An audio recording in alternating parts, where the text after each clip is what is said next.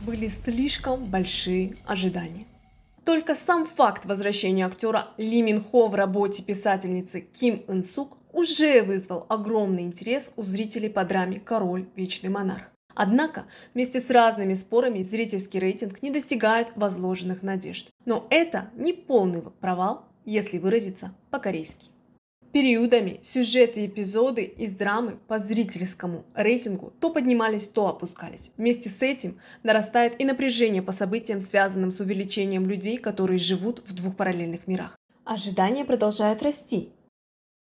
Сможет ли король, вечный монарх, создать результат, который перевернет первоначально затянутый сюжет? Почему в Корее изначально плохой зрительский рейтинг вновь наполняется ожиданиями? Я решила немного об этом узнать.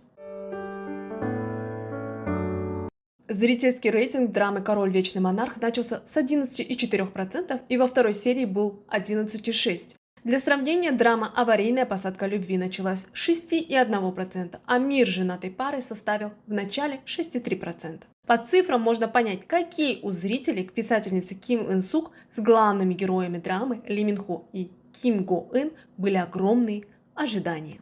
Однако с окончанием первой недели, несмотря на то, что все выглядит великолепно, было много реакций о том, что сюжет и мировосприятие картины недостаточно понятны. Как правило, популярные драмы быстро поднимаются в рейтинге по отзывам в сети и слухам из уст в уста.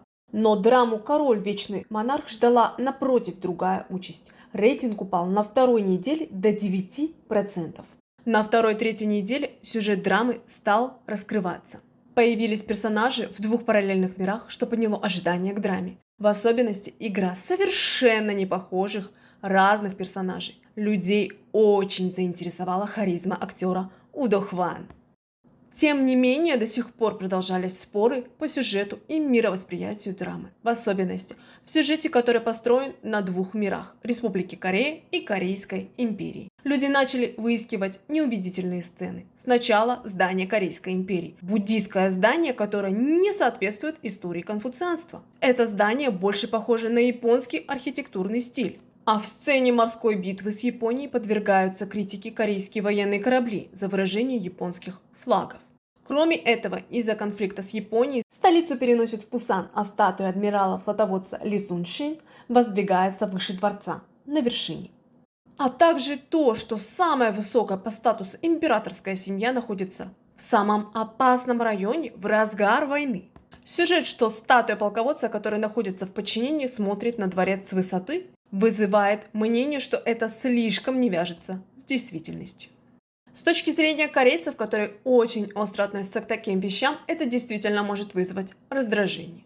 По идее, это просто вымышленный сюжет, и можно было просто так обойти данный момент. Но именно из-за такого сценария история и мировосприятие становятся сложны для понимания и не могут не вызвать негодования зрителей. Помимо этого, еще большую проблему вызвала PPL. Вот это. А еще вот это.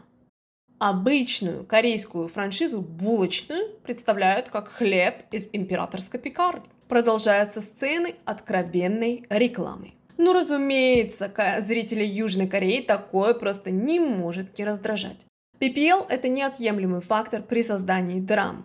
И большинство корейских зрителей понимают, когда реклама в меру. Также в других драмах писательницы Ким Ин Сук было много PPL, но, как правило, это была ненавязчивая реклама, которая не вредила содержанию драмы.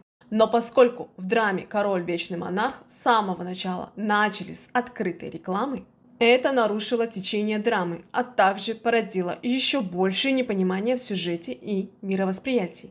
Кроме того, качество драмы в целом не достигло ожиданий. И начались уже обсуждения в отношении игры актеров. Что игра Ли Мин Хо в старой работе «Наследники» и Ким Го Ын в «Токкиби» остается в этой драме на таком же уровне. Начались уже и такие оценки. А также про игру Ли Мин Хо стали говорить, что он просто подражает Гоню из драмы «Токкиби». Из-за накапливающихся плохих отзывов по драме ее рейтинг продолжает падать. В итоге он провалился до 8%. Из-за сложившейся ситуации развернулись споры, в чем же проблема столь ожидаемой драмы с большими расходами на создание и кастингом актеров? В истории писательницы или все-таки в режиссерской работе? Люди, разочаровавшиеся сюжетом драмы. До этого в драмах писательницы Ким Ин Сук сюжету фэнтезийной драмы всегда помогала романтическая история главных героев картины. Но стали говорить, что в этой драме «Король Вечный Монарх» главных героев поглотил фантазийный сюжет. А также в другом мире, который называется Корейской империей, не хватает уникального очарования империи. К ней просто банально прикрепили исторические факторы. Стали говорить, что просто показали объединенную Южную Корею, одев ханбоки и немного улучшив уровень жизни людей. В оценке появились вопросы в недостаточно убедительном сюжете и мировосприятии писательницы.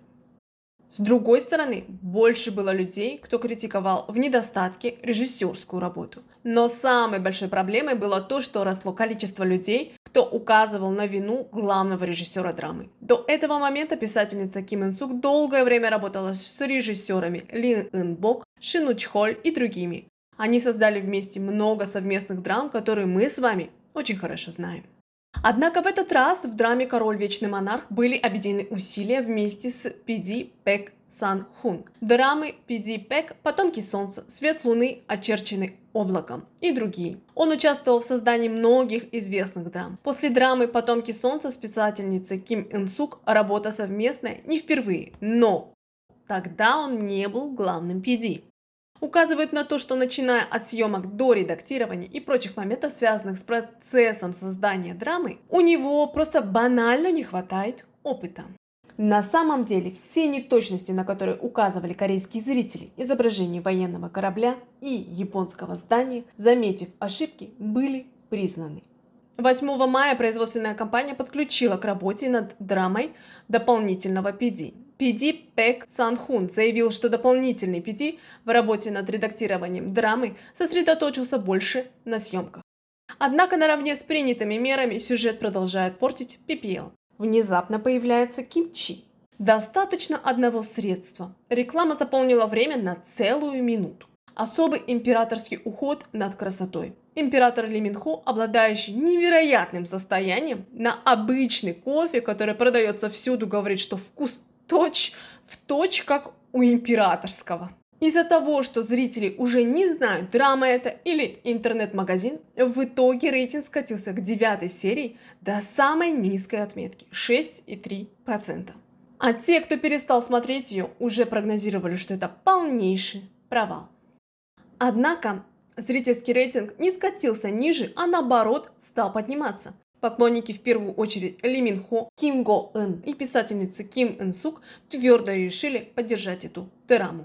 С развитием сюжета к концу мы видим, что существование двух миров уже давно были переплетены, а отношения людей, которые связаны с этими двумя мирами, потихоньку раскрываются. Связанные события развязываются, и драма становится все интереснее. Люди снова начинают смотреть. Здесь об игре двух персонажей, актера Удо Хван. Стали говорить, что она лучше, чем главных героев. По этой причине зрительские рейтинги в Южной Корее снова восстановились до 8%. В этой ситуации телеканал выбрал перенести пятничный показ драмы на этой неделе. Объяснили причину отмены серии мерами из-за коронавируса. Но зрители, которые внимательно смотрели все серии, со злостью заявили, что такая причина полная чушь. Но в то же время, если перенос одной серии сможет помочь сделать интересную концовку, то многие решили поддержать. Пусть одну серию и отдохнут, но если это поможет сделать более уверенный сюжет и режиссуру, чтобы фанаты, которые так долго ждали и поддерживали драму, не были разочарованы. Ожидаемая драма «Король Вечный Монарх», на создание которой было потрачено много средств, а также проведен шикарный кастинг, сможет ли она показать такую концовку, которая будет соответствовать всем ожиданиям, или же станет полным провалом? Об этом мы узнаем с вами вместе, наблюдая за событиями. На этом я завершаю видео. Спасибо всем, кто досмотрел до конца. Пока-пока, до новых встреч!